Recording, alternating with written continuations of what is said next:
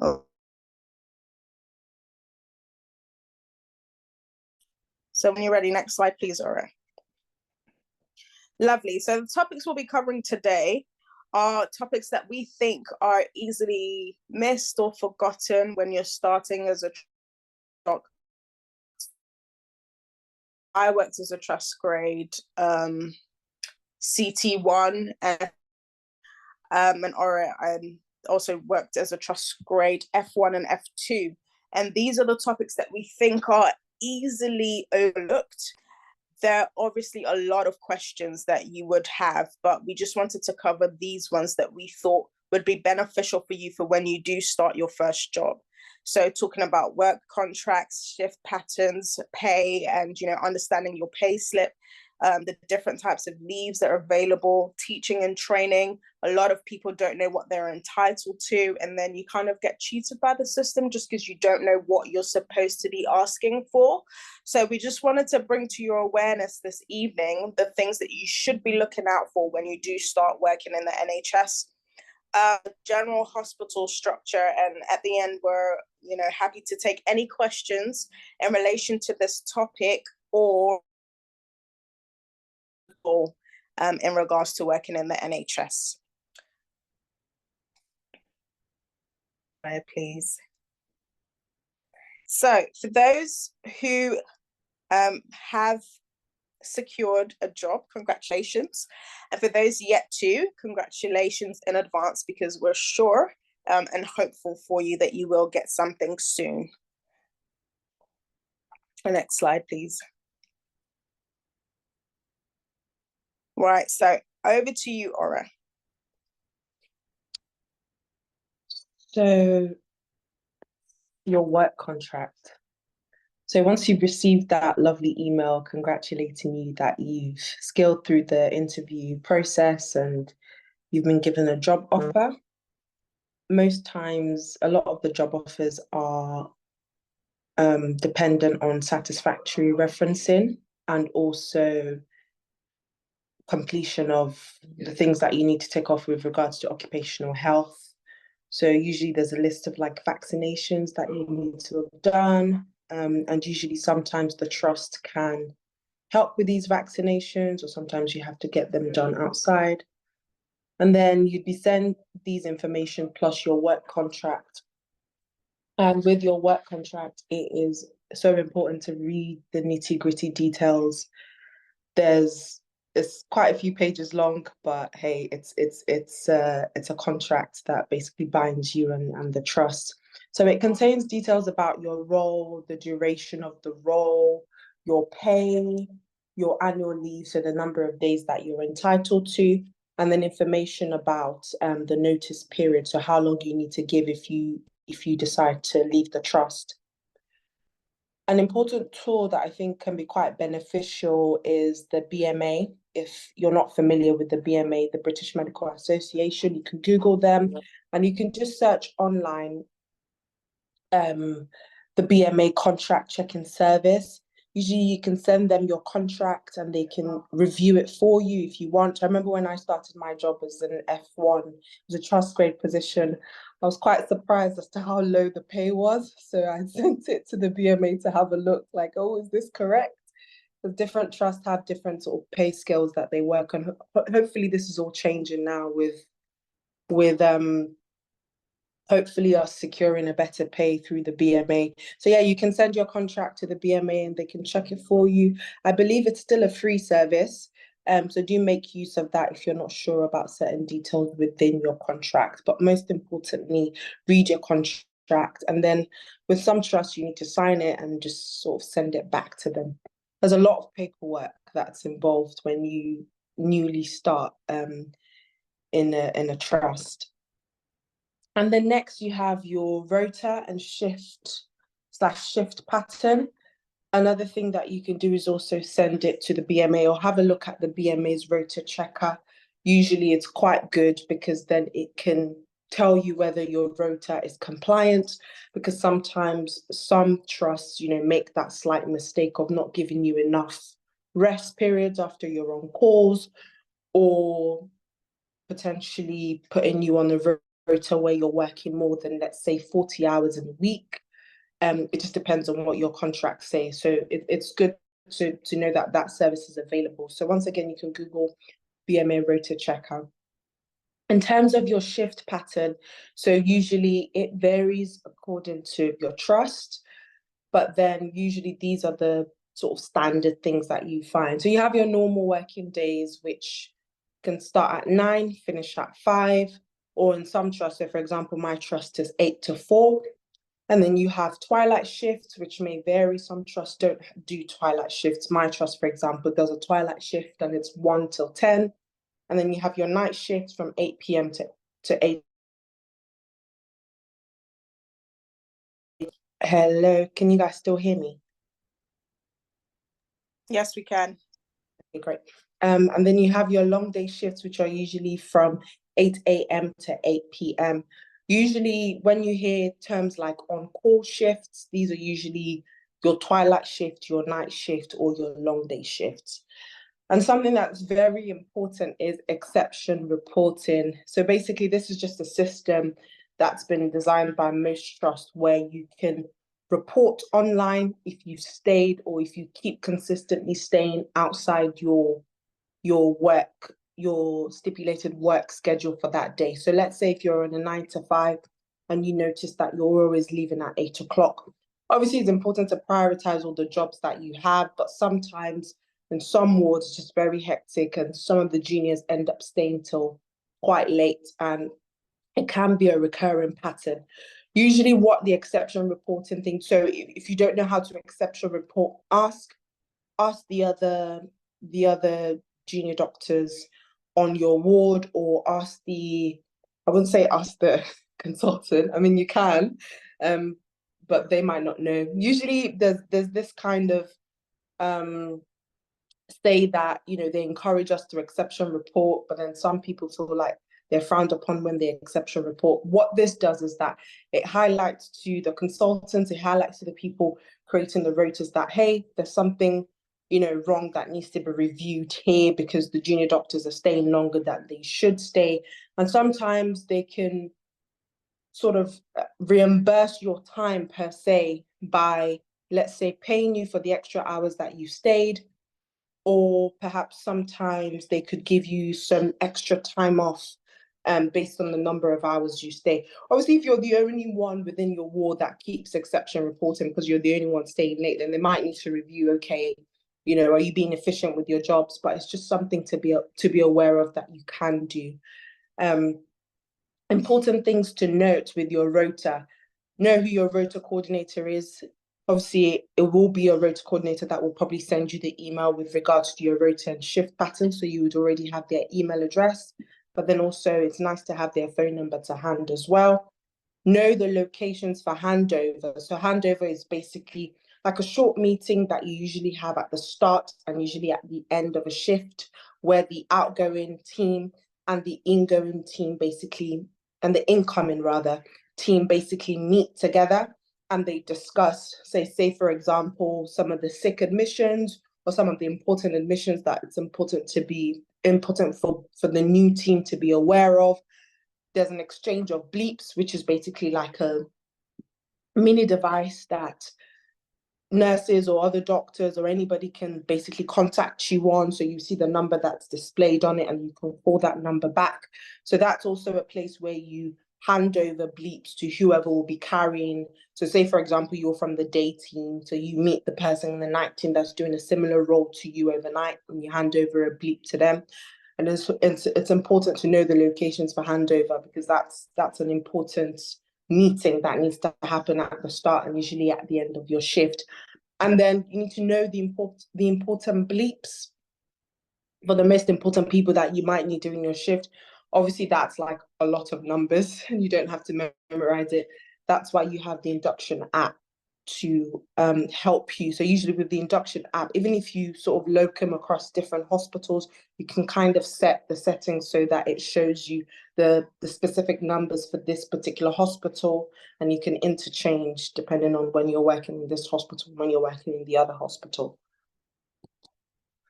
Bank shifts. So these are for people who like to get that extra cash. because usually the rate for bank shifts is usually a lot more than your normal working day shift. So say, for example, your normal working day, I don't know, your pay may work to be, let's say, I don't know, £13 or £14 per hour. But then with the bank shift, you could be earning like extra, like £50 per hour. So register with your trust bank team so that you can pick up extra shifts which are advertised. Usually, how do you find out who your trust bank team is? You can just ask, email the HR. They would already have been in communication with you when you got your job offer, or you can ask your rota coordinator as well. So register with the trust bank. It's important, even when you leave the trust as well, your registration still stays on, so you can always pick up extra shifts in that hospital that you're working with. But it's important to make sure that you have adequate rest and don't just, pick up shifts back to back with your normal scheduled work, because you need a break, you need to rest.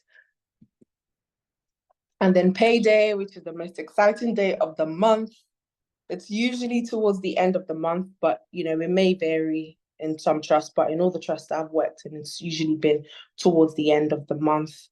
And with regards to bank shifts, so usually with bank shifts, there's usually like a timesheet that you sign, and sometimes you may need someone senior to also sign that timesheet for you.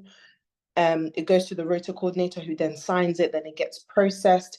Usually, as long as you've met the deadline, then if you worked a bank shift, let's say this week, at the start of the week, for example, you get your bank shift timesheet.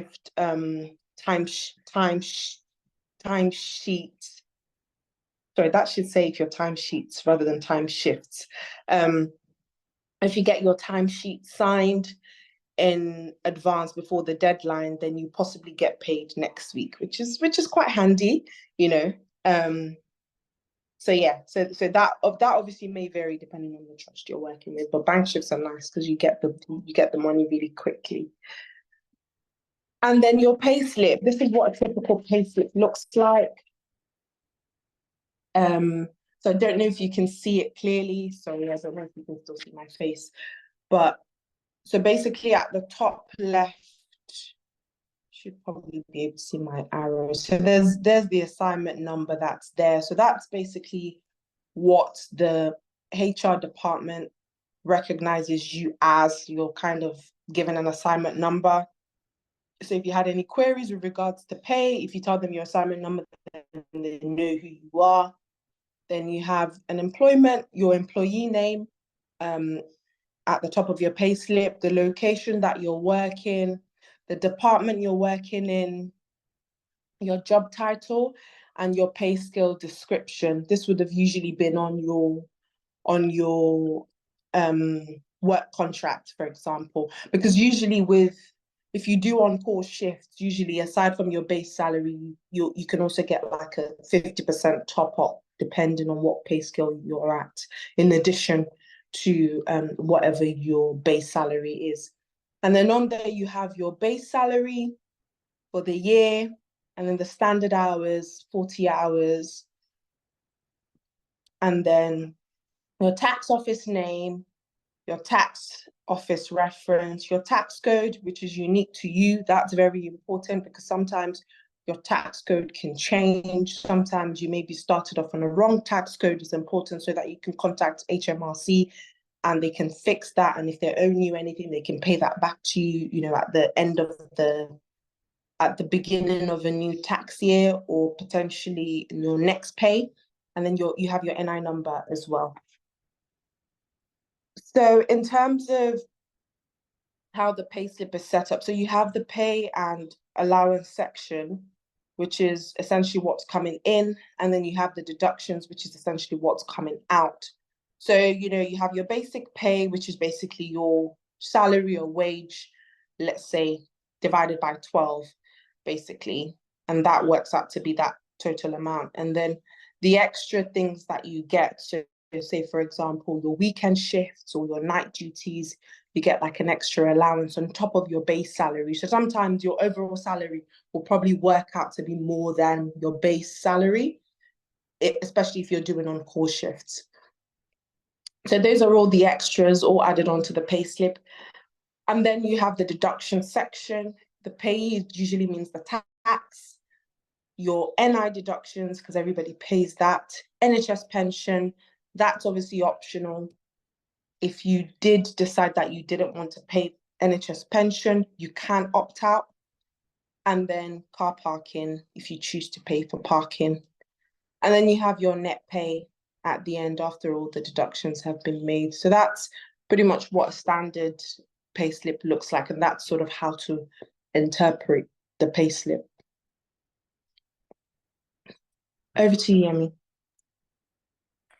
Yeah, so parking is another important thing that you need to know about.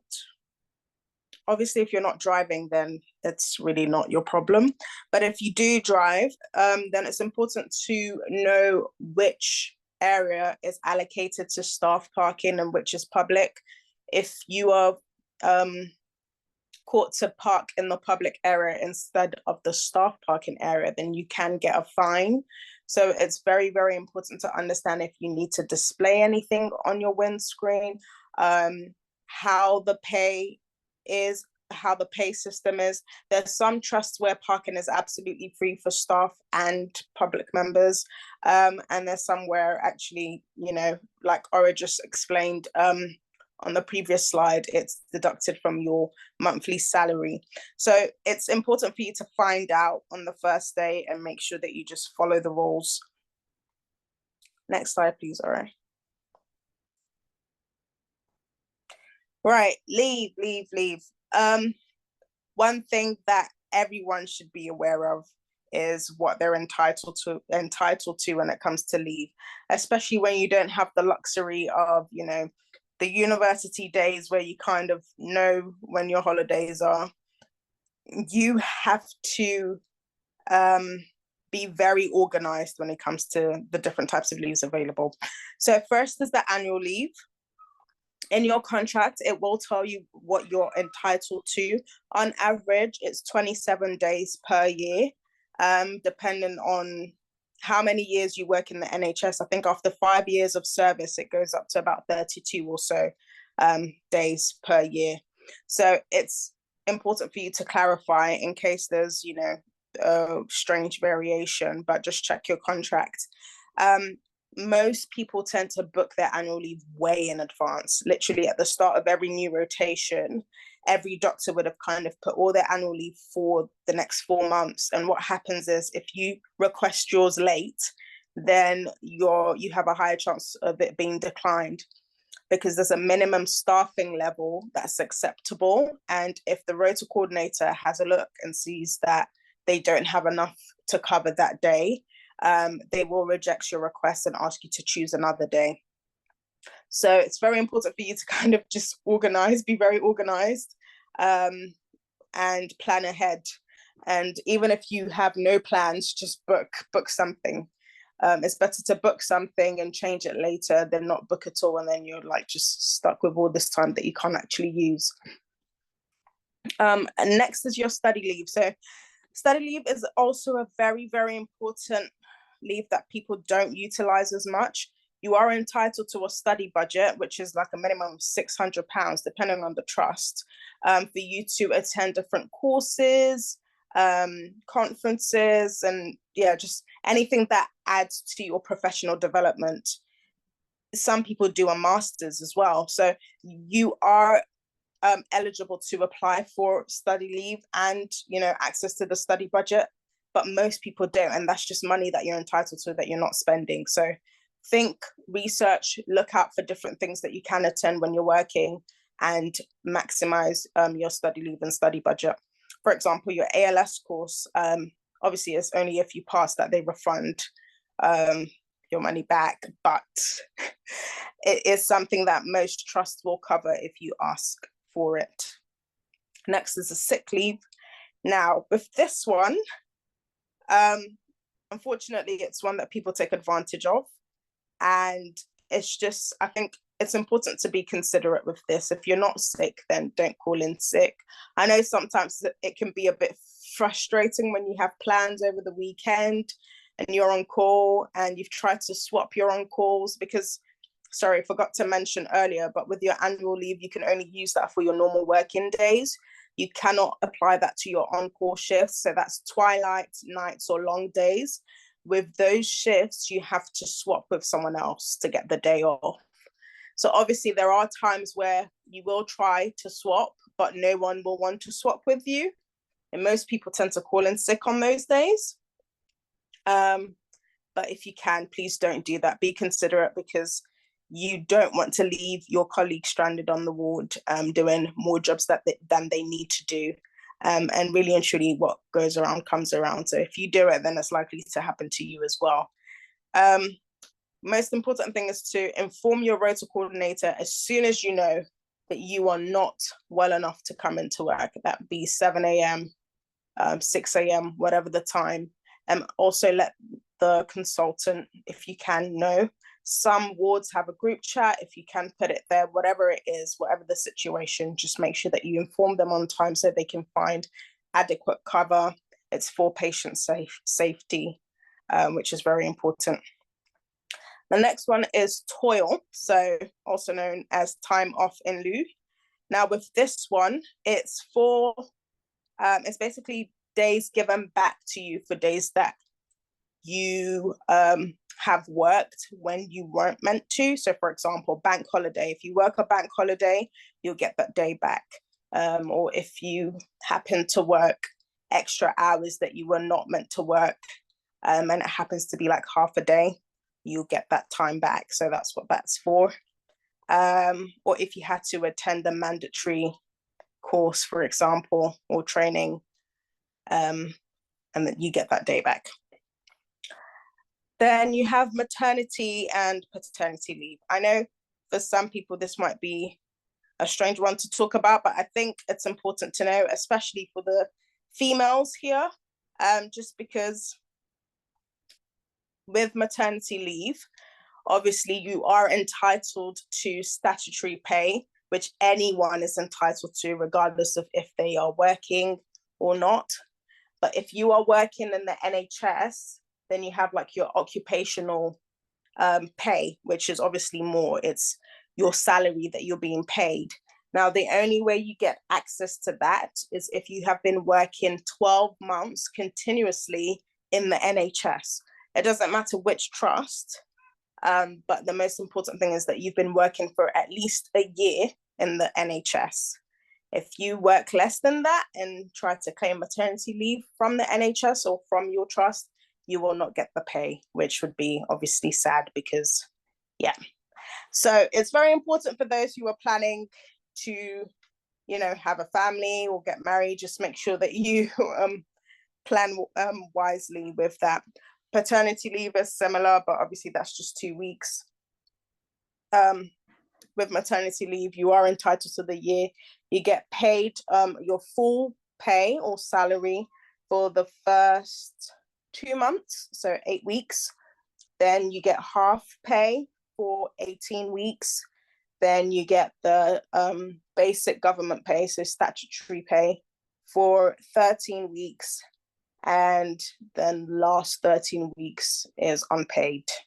So the last 3 months of the year will be unpaid.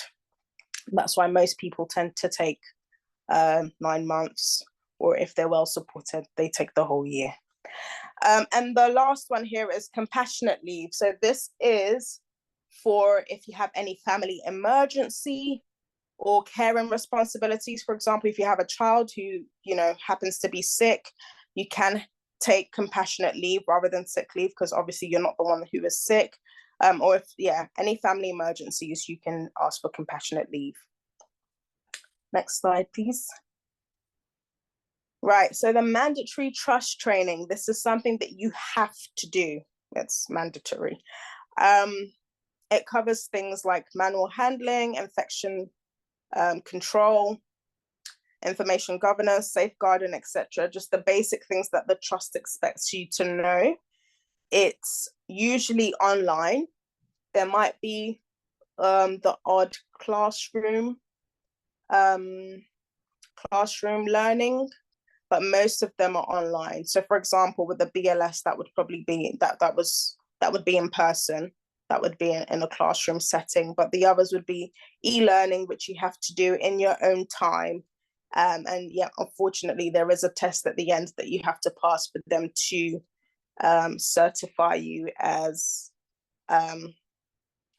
competent in that training. So make sure you do it. If you don't, they will chase you. They will chase you on it. So make sure you do. And then you have your IT training, which is important, again, to pay attention to, because every system is different in every trust. Some are completely paperless. They have online notes, online prescribing, whereas some have a mix. Some have like 5-6 different systems when it comes to requests and investigations. It can be quite complex. So make sure that you pay attention. If you have any questions, ask. If you don't know how to use a particular system, just ask for help. And yeah, that's that with the mandatory training.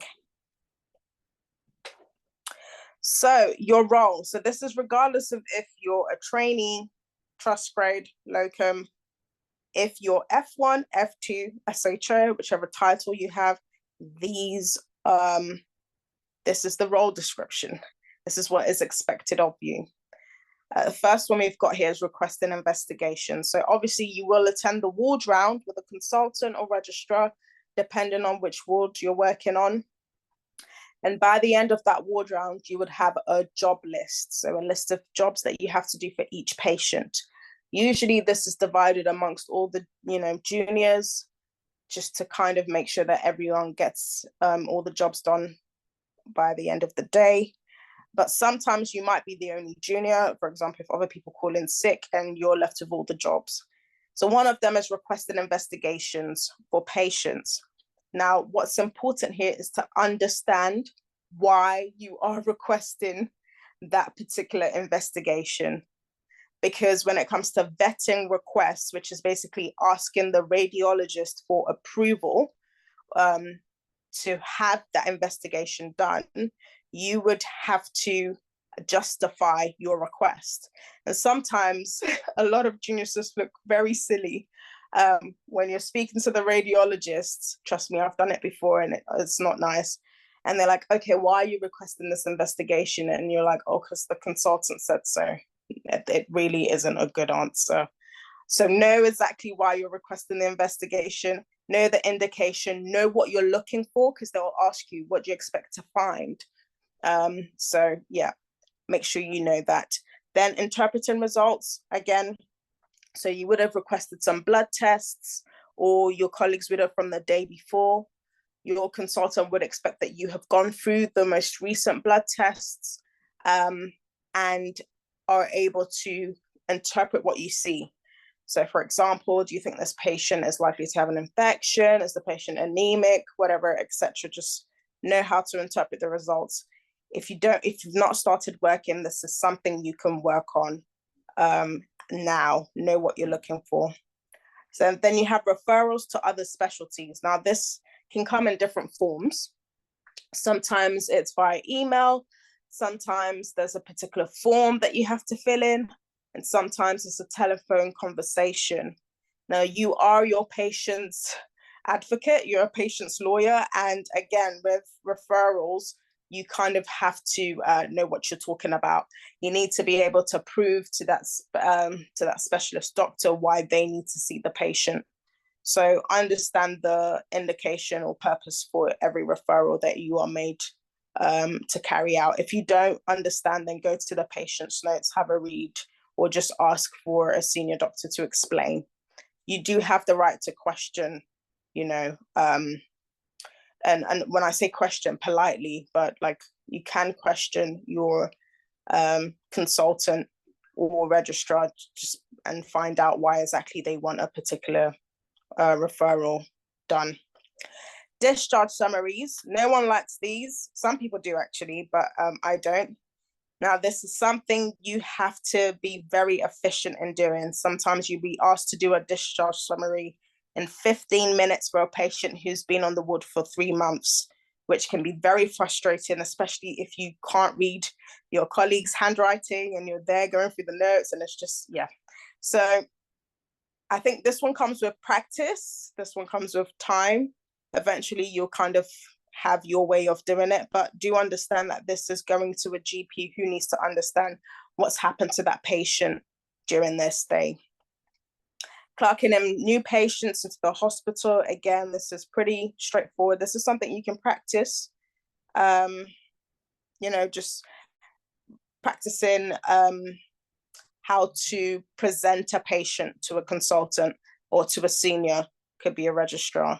So you've clocked a patient, you've got all the information, but you need to present it and then discuss your possible diagnosis or your impression, and also what your plan is, what you think should be done for the patient.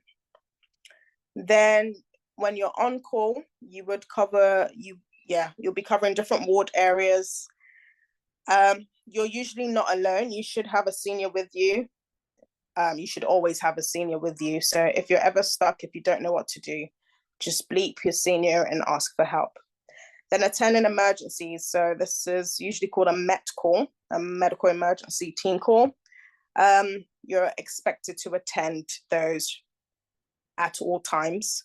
If you happen to be the first on the scene, you're expected to assess the patient, regardless of if you're F1, F2, it doesn't matter your role. Go through your A to E and do what you can to keep the patient stable whilst the other members of the team get there.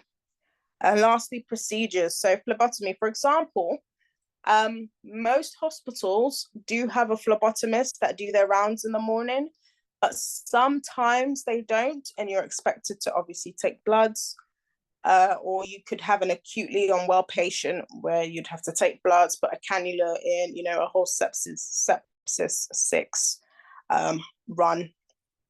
So it's important for you to be confident in doing those things, because it will catch you off guard. So when you're not in a emergency situation, that's the best time to practice these things. If you don't feel confident, you can ask a phlebotomist to kind of show you, just let them know that it's your first time in the NHS, you're not used to the equipment, or it's been a long time since you've done it and you just wanted to practice. You can ask them to observe you whilst you do one, things like that, etc. Catheterization, lumbar punctures, and the list goes on. Next slide. Over to you, Aura. So next we have escalation, and this is a term that you will hear quite a lot in hospitals. So your colleagues, so say for example, you've attended a MET call, and let's say you're the first person there, the other teams that are new to the patient will always ask her, what's the patient's escalation status, or what's the patient's scene of care? Or sometimes if the nurses are worried about a patient, they can ask you these questions. So what this means is just determining how far or what kind of treatments we offer to a patient. And usually I feel like most times these plans are probably put in when patients are deteriorating, but it's always best at the start of the patient's journey to determine, what kind of treatments or what kind of things that we would offer to a patient if certain things were to happen. And this is not saying that you won't treat them. It just means that some patients are a lot more frail than others. Some patients are a lot more comorbid than others. So if they were to have a severe infection, it's probably a higher rate that they would not survive that infection just because they have a very poor physiological reserve in comparison to another patient. And doesn't necessarily mean because a patient is younger, that means that they will survive. Sometimes younger patients can be more comorbid than older patients. So these are discussions to have with patients, have with their relatives, not necessarily for them to approve the decisions that are made by the medical team, but just so that they're aware and they're involved in the discussions. Sometimes some patients and their relatives might have objections to certain, treatment escalation plans or certain treatment limitations. That's fine, that's normal. It's important to discuss these with your senior, and sometimes a second opinion might be needed. But it's important to know that usually you're not the one sort of making these decisions. sometimes you're the first person that may have come in contact with a patient, and because they're deteriorating so rapidly, you may need to have these conversations with the patient, and then usually the consultant will then come and sort of co-sign. But if it's just a regular day on your normal ward, it would usually be the consultants, let's say, given the plan and say, okay, this patient shouldn't be for cardiopulmonary resuscitation, or this patient should be for full escalation, which means that they would have all possible forms of treatment if they were to deteriorate. So certain terminologies that you'll hear is DNA CPR, which means do not attempt cardiopulmonary resuscitation, or TEP or TIL, TEP standing for treatment escalation plan, TIL standing for treatment escalation and limitations, and then you have your respect forms. So these are sort of pictures of what they look like. So with the respect form, it's basically a recommended summary plan for emergency care and treatment for a specific patient. So you need to fill in the patient's details on the form, write sort of diagnosis and communication needs that the patient has. So at the top, we'll usually put things like why we think certain treatments should not be offered to a patient. So let's say, for example, a patient has advanced cancer that, is not treatable. Sometimes doing certain things for such patients may be, let's say, futile, or potentially causing more harm than good, or potentially they might not be able to recover from these particular treatments just because they have a poor physiological reserve. And then you'd usually sign the form. Usually, I'm not sure if an F1 can fully sign these forms, but it's nice if as an F1 you're thinking about these things and asking your seniors about these things, because it's nice if the seniors make these decisions rather than when it's nighttime, and you don't know the patient and you're having to make such a decision about a patient that you don't really know much about. So they sign this. Usually when you're putting these kind of forms in place, or when you're having conversations with the patient about things like this, a mental capacity assessment is important. Usually some patients do not have capacity to sort of hold such conversations or have an insight into, let's say, what their wishes would have been, or have an insight into contributing to such conversations. So in this kind of case, sometimes you might need someone who's more of an independent person being part of these decisions, or essentially maybe just their relatives. So this is what the respect form looks like. This is what the do not attempt cardiopulmonary resuscitation form looks like. So let's say if you're called to a medical emergency, and it's an emergency call that's put out for someone who is not breathing, doesn't have a pulse. Essentially, they've died. The first question that's important to ask is, okay, do they have a DNAR form in place, or do they have a respect form in place that says they're not for cardiopulmonary resuscitation? Because then if they do, and nobody's checked that, and you're resuscitating them, and you're doing chest compressions and things like that, then that's not appropriate. And then you have treatment escalation plans. So essentially, it's deciding what's the appropriate level of care that can be considered during this patient's admission. And it could range, it's not necessarily just confined to DNAR discussions. It could mean things like, let's say if a patient was to deteriorate further, or then they would be switched over to more comfort care, so end of life care, where you're just focusing more on symptom management, symptom control, rather than trying to actively treat, let's say if they have an infection, or actively treat what's going on in them physiologically. So sometimes a patient's treatment escalation plan may mean that they're for ward-based care, which basically means that you would provide everything that a normal ward can offer. So it could be giving fluids, giving antibiotics, putting an NG tube in.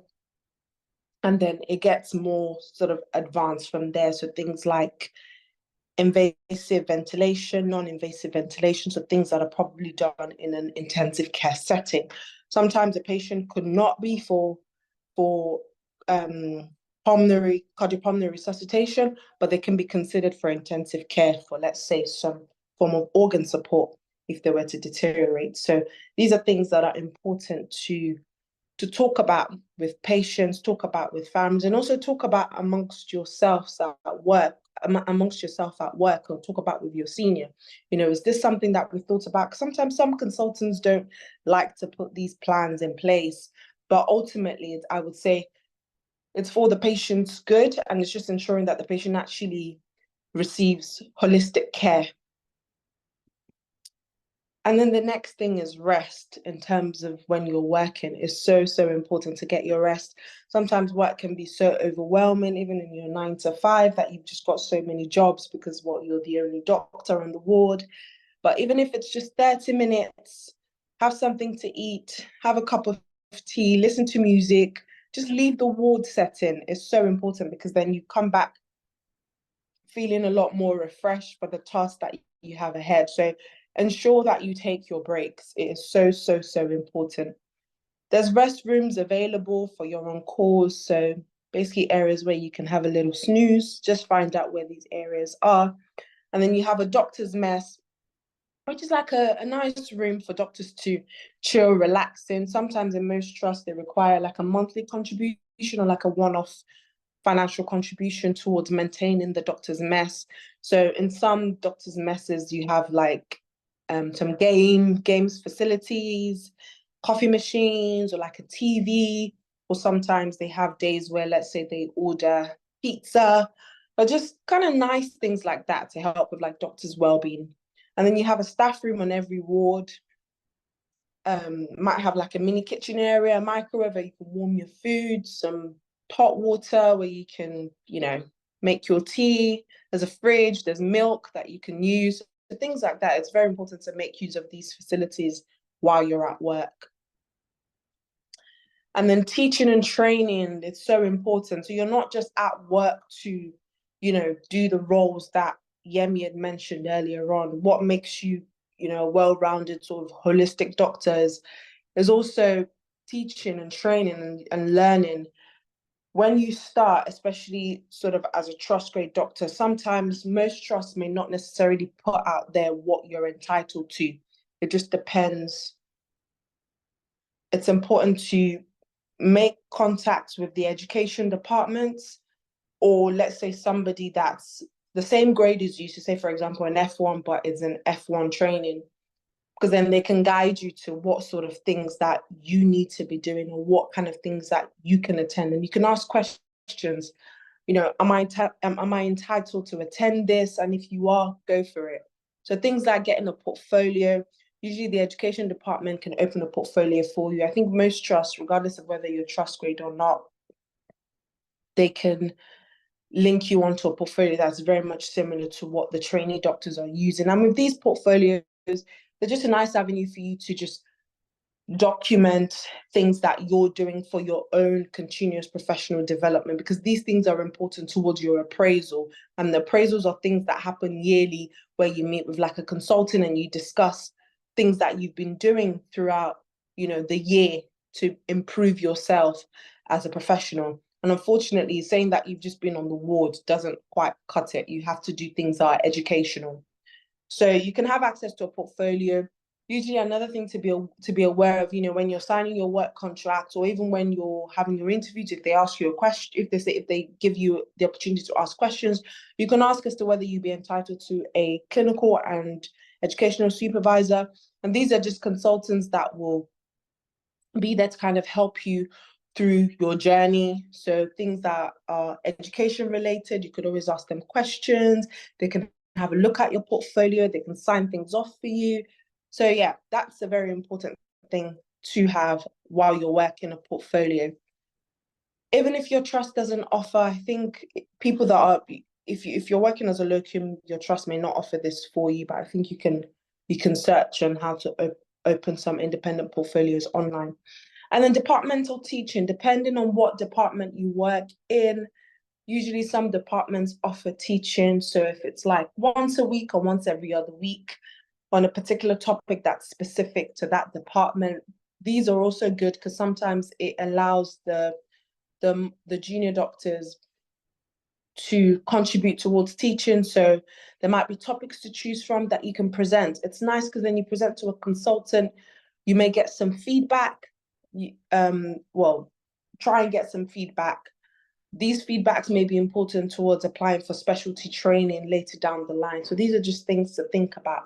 Trainee teaching, usually the trainees on your ward, you probably see and notice that they go off on maybe like a full day or a half day once every week where they have teaching. Sometimes trust grade doctors are not entitled to join these teachings. However, it's important to ask the education department if these are teachings that you can join. I know that in my trust, they actually offer separate teaching for trust grade doctors in comparison to the teaching that trainee doctors offer, but that may vary across different trusts.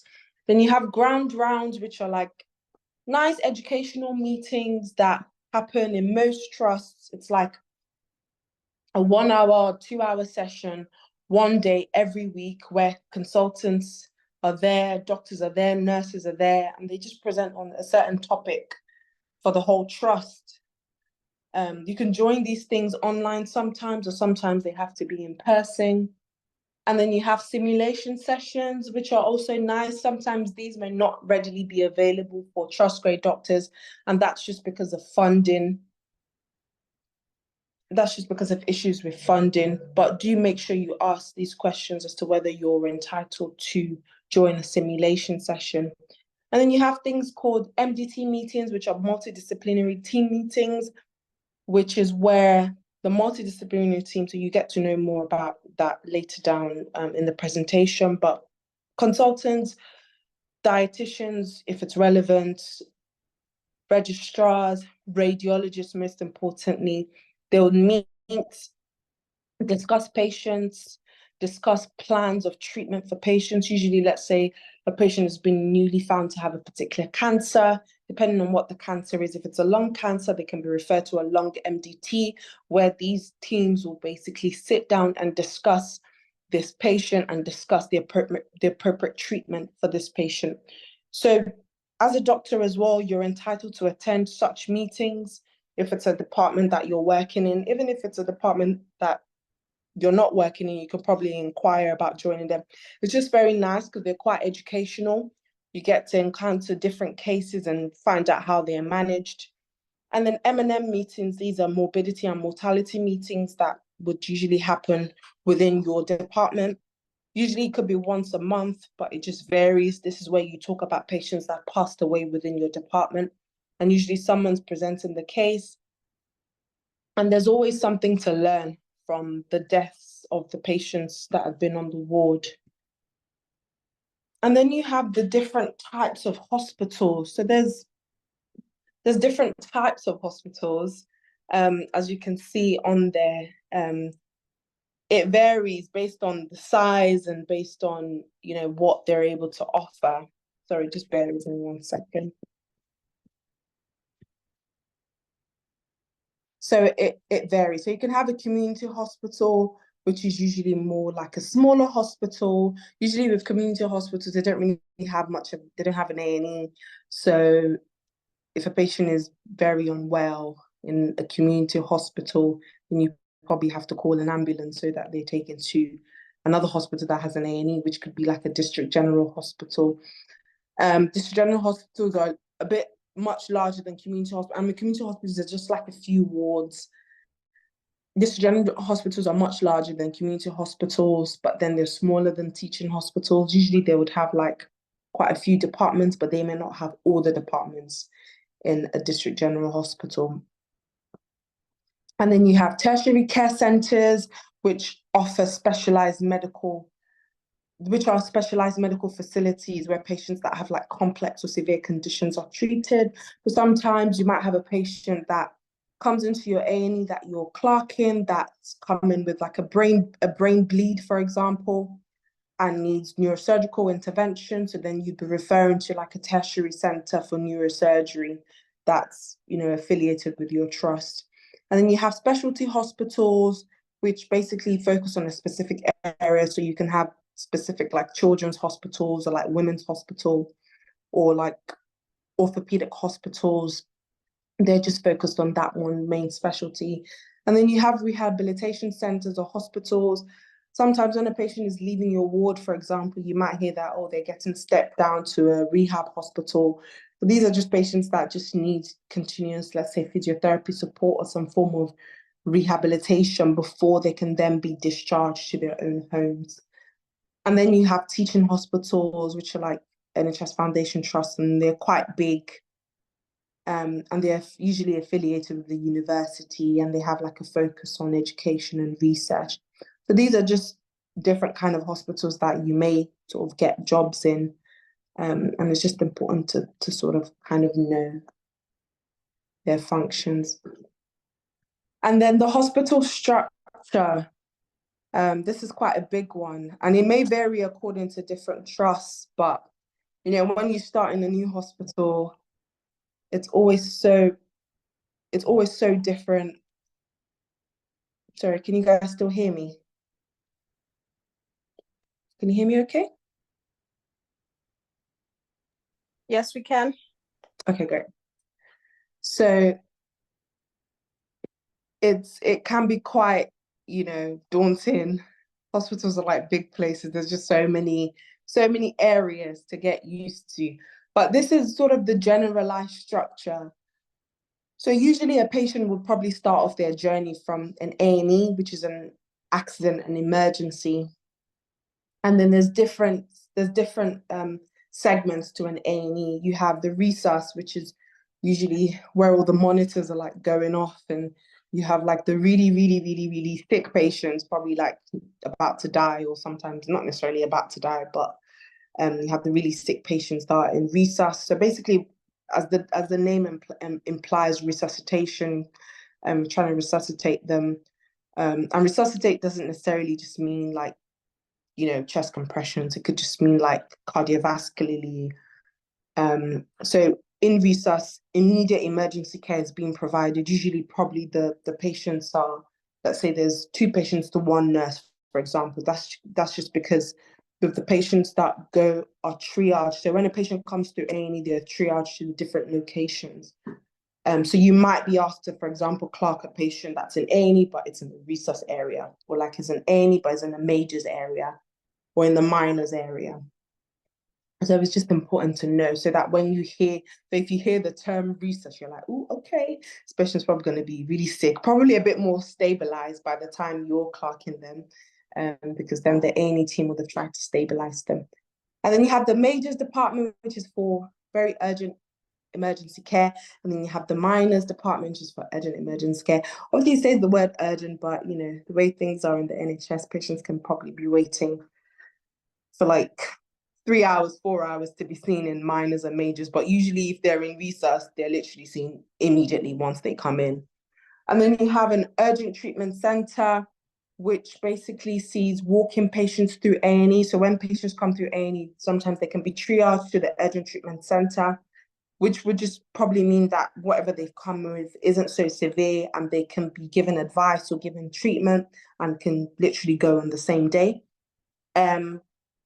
Or sometimes patients who have been booked through 111 will go to the urgent treatment center. Usually it's like A&E doctors or like GPs that actually, you know, man the urgent treatment center, or like advanced nurse practitioners, for example. And then once a patient has come through A&E, they then work their way to, you know, whatever department. If they get admitted into hospital, depending on what they can get admitted on the different departments. So they can get admitted on a general medical department, or like a surgical department, or a obstetrics and gynecology department. Usually a pediatrics A&E is separate. So when they get admitted, sometimes they get transferred if a bed is available directly to the ward that they should be on. So say, for example, if they've come with like a respiratory problem, ideally they should be on the respiratory ward, but it just depends on if they're accepted by the respiratory team. Sometimes they can just be transferred to general medical ward. Sometimes some patients go to the acute medical unit, which is the AMU, or the medical assessment unit. It just depends. Essentially, the patients that are on there, like patients that have come in acutely into hospital and may only be staying for like 2 days, or are just staying there for some time till they get transferred to the ward that they should ideally be on. So if your job role means that you're an F1 in an AMU or an SHO in an AMU. They're usually more fast-paced wards that have a high turnover, lots of discharge summaries, just because, yeah, the idea is that patients need to be shifted quickly out of AMU to allow for new patients from A&E to come through. And then you have so a medical assessment unit area, sometimes patients can also be admitted on there. But then with MAU or the ambulatory care or SDEC, something called the same-day emergency care, usually depends on your hospital, but usually in most hospitals, these are patients that don't necessarily have to go through A&E, but this is also a channel through which a patient can come into hospital. So say, for example, if a patient has gone to see their GP and the GP's measured their blood pressure and it's like 190 over 120, obviously that's a hypertensive emergency and they need to be seen in a hospital. Like a GP shouldn't be managing that. So if the patient is well, they don't necessarily need to go to A&E. The GP can just write a letter or, for example, call the same-day emergency care department and the patient just goes directly there. Obviously, there's still waiting times, but then it just bypasses A&E that can get quite busy. Or sometimes, even if the patient comes through A&E, if A&E feels like they're quite stable enough, then they just send them to the medical assessment unit, the ambulatory care unit, or the same-day emergency care. And the idea is that these patients are seen by a medical team and then a plan is put in place. Sometimes some patients may need to be admitted, but majority of the times the patients get discharged on the same day. And that's another one, lots of discharge summaries to do. And then you have the wards, you have your general medical wards, so care of the elderly wards, you have like subspecialized wards, so like for pediatrics, maternity, cardiology, coronary care unit, which is like more acutely unwell cardiology patients, so the ones that have had like, for example, like an MI or need stabilizing. And then you have the respiratory wards, you have the gastro wards, and then you have your surgical wards. And then you have intensive care and your high dependency unit, which, as we talked about escalation earlier on, some patients may deteriorate that they might need intensive care support or high dependency unit. Usually these areas, so ICU or HDU, may accommodate the same types of patients, just depending on, it just depends on what the hospital can facilitate or the equipment that's available. But most times in a HDU, you'd find like a patient that needs like single organ support. And then in an ITU, you'll find a patient that needs like more than one organ support or like is ventilated and, you know, intubated on the breathing machine and things like that. So that's generally the hospital structure and the different areas. And obviously you have the other areas like the investigation areas, so like the X-ray, MRI, and you have your sort of outpatient areas where, you know, patients that have come in for outpatient clinics come to, and then you have like your admin areas. It's just like different areas, and you have your canteen and things like that. But in terms of actual areas that you would, you know, be seeing patients in, these are usually the areas. Over to you, Yemi. Lovely. Thank you so much, Ora. So, we spoke about this earlier, and I just want to engage with everyone a bit. So this is a list of different healthcare professionals that work in the hospital.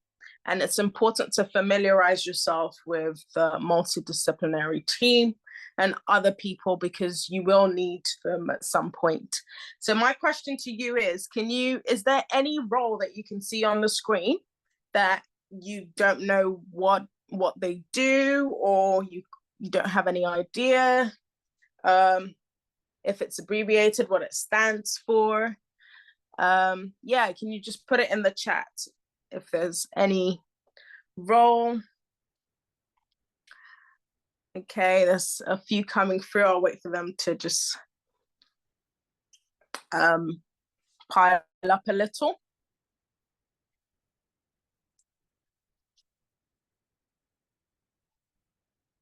I've got 2 so far. Is it just those 2? Any other ones?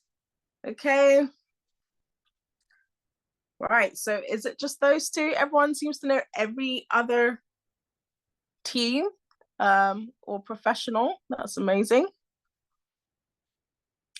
Thank you for those that have put some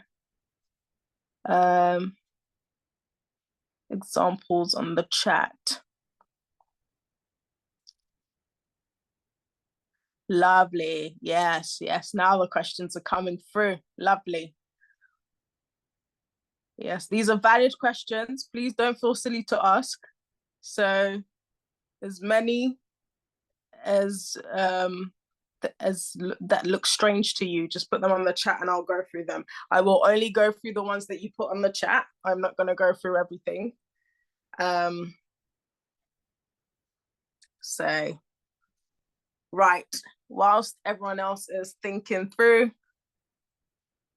all right, just a test, just to make sure, because I'm surprised some haven't been mentioned, but then again, you know, some people may have hospital experience. What does TVN stand for? Can someone just put that on the group so I know that we know? And CCOT, those 2.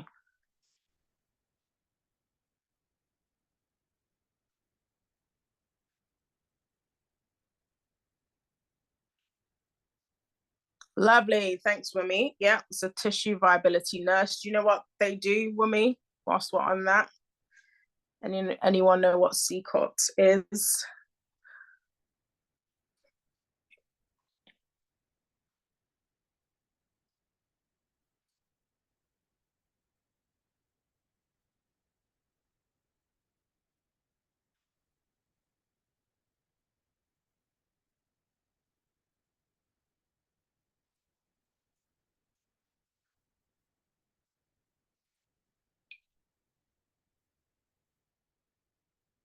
Yeah, yeah, good. Critical care. I'm hoping that this wasn't Google. No, I'm sure you guys knew. Well done. Yeah. Okay, so let's go through the list of the names. So I'm quite surprised that we have physician associate there. Before I start, let me read Wumi's input. So TVN looks at wounds and helps with the management of them and suggests how to dress them. Lovely. Thank you, Wumi, for that. Okay, so let's start with the physician associate, or a PA. So they are basically healthcare professionals who have some medical training. They do a master's in PA, in physician associate, and usually have a science background. So they might have studied biomedical science, or might be nurses, or have had some kind of, you know, health related role in the past, and then do a master's to become a PA in medical training. So they learn about the whole system. They basically have med school taught in 2 years. So they will go through all the system. They'll have OSCEs. I was recently an OSCE examiner actually for the PAs at my local university, and they are very thorough. Like everything that you would be taught to do, they are taught to do. And in terms of their roles, it's very similar to that of an F1 and an F2, except they are not able to prescribe unless they do a prescribing course, which some of them do actually do. So yeah, that's a physician associate. A lot of them work in GP practices. Some of them work in hospitals. Depends on your trust, depends on the hospital. But yeah, it's a very, very common job role that's becoming available in the NHS. I do know some doctors who go through that route, who have studied abroad and apply to be a physician associate, but obviously they do the course, so you have to do the master's first, which is an additional 2 years to what you've done already, but that's just for them to try and get into the system. So that's that role. So basically equivalent to that of a junior doctor in terms of job role, with some limitations, and especially limitations when it comes to career progression. Now, a flow coordinator, so that's someone that's a bit like a, let's say, a bed manager. So they're in charge of making sure that there is a good flow in the hospital when it comes to patient stay and patient discharge. So they'll be having regular meetings to find out how many patients are on the ward, how many patients are likely to be discharged, why certain patients are having a delay in discharge. And their job is to make sure that there is a good flow, because of, obviously, you know, there are patients coming in on a daily basis and you don't want to be bed blocked. So that's their job. Safeguarding. So the safeguarding team, they're in charge of overseeing any safeguarding cases. Can anyone put on the chat what it means, or what we mean by safeguarding? Do we know? It's very, very, very important, and it's something that's taken very seriously in the NHS. So just to give anyone a chance if they know what that means before I go into it.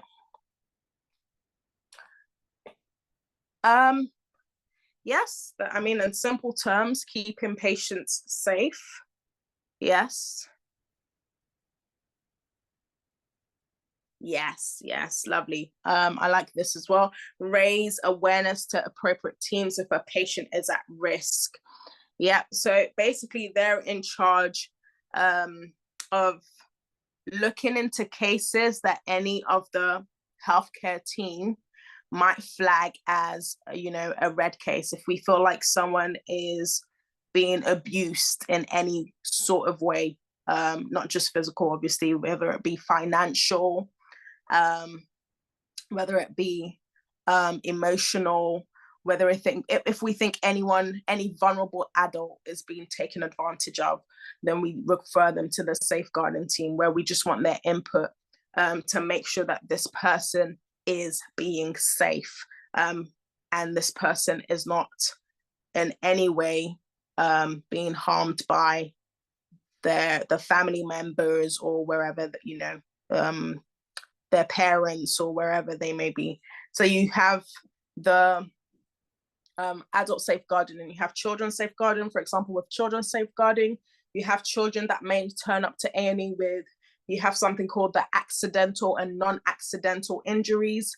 If we look at an injury and it looks suspicious, it doesn't look like it was accidental, it looks like that baby or that child was, you know, pushed down the stairs or knocked on the floor, then we would raise a safeguarding concern, because we don't believe that the story that the parents or carer is saying aligns with the injuries that we're seeing. So it's very important to be aware. You will have training in this anyways. And then, is there any other registrars in specialty training? Yes. So you can have a trust grade who's a registrar. You can also have a registrar that's in training as well. It's the same like having a F1 who is in training, or an F1 that's a trust grade. So there's some people who come with experience. They have experience and they apply for a registrar role, which they are given. Hope that explains. I hope that answers your question, Ayamide. Please, if I've missed any question, let me go to the top. What's the difference between a ward manager and a ward clerk? That's a good question. So a ward manager oversees the ward in general. They oversee every team working in the ward. They would be the one to attend meetings with the flow coordinators, for example, to kind of report the flow of patients on their ward. They would be the one to overlook rotas. They would be the one to deal with sicknesses from the staff, etc. They usually tend to be like the senior nurse on the ward. So they just oversee the ward. And a ward clerk is more an admin role. So they help with making sure that everything is in stock.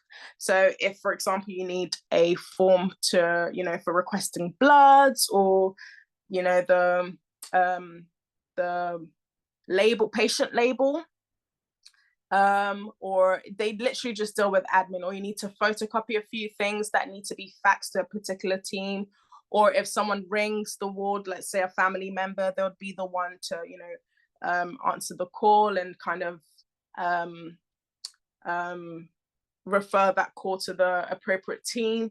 So they generally just do the admin things on the ward and make sure that everything that's needed is in stock, and the patient's paperwork is also as it should be. Yeah, I think if I've missed any, we'll answer them at the end.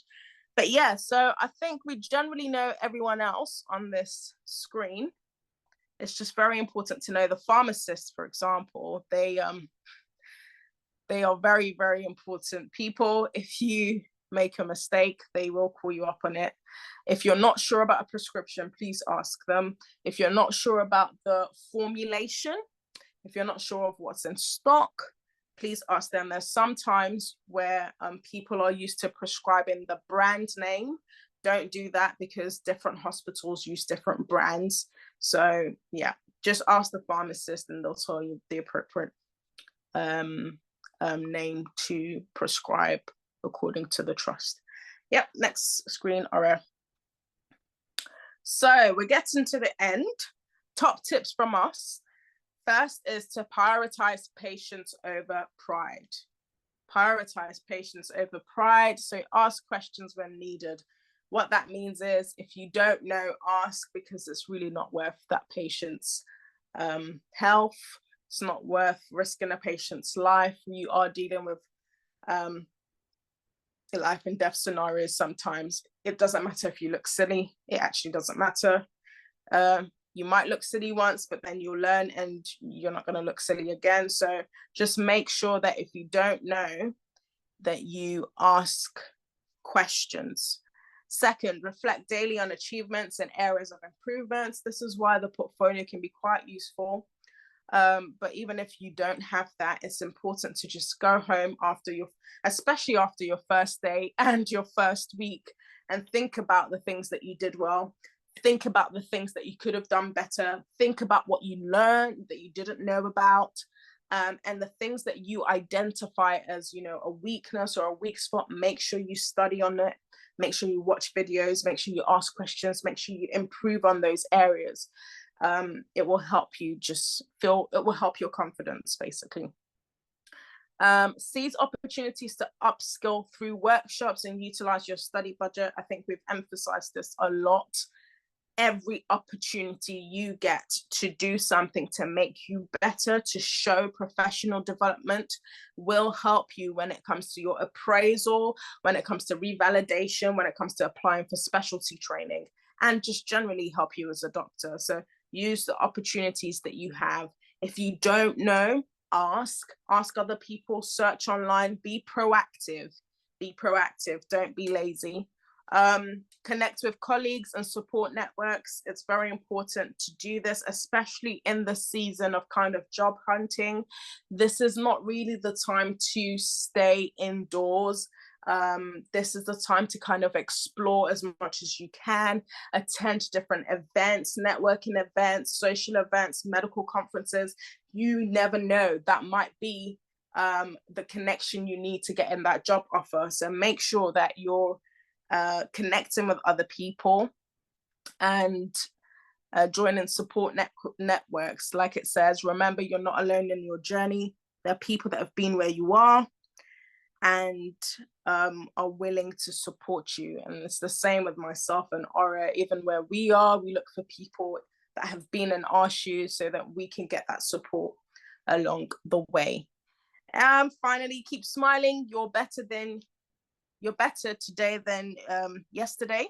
I'm hoping even after this webinar that you're better, you feel more knowledgeable about some things, and you feel better as a doctor. And it should just be a daily progression as long as you're proactive about it. And this is just a quick slide, which again, it's on our Instagram, but yeah, just apps, they do help. They will help. It would be strange for you to be a doctor and have no medical apps. So make sure that you download them. You never know when you need them. Some of them you'll definitely need, which is Microguide, BNF, Induction, the Induction app, iResus. Those are 100% essentials. The others are just on Talkspace as well. The others are useful to have, handy to have in case you are in an emergency situation and you don't know what to do. I don't know if they're all available on Android and Apple, but you can explore. Trust guidelines, again, work within the guidelines of the trust, because if someone complains about something, that will be your defense. But if you don't follow the guidelines, if you don't follow the trust guidelines, then you have nothing to back you up. So first question is to always ask, what is the trust guideline in regards to a particular topic? And that is it from us this evening.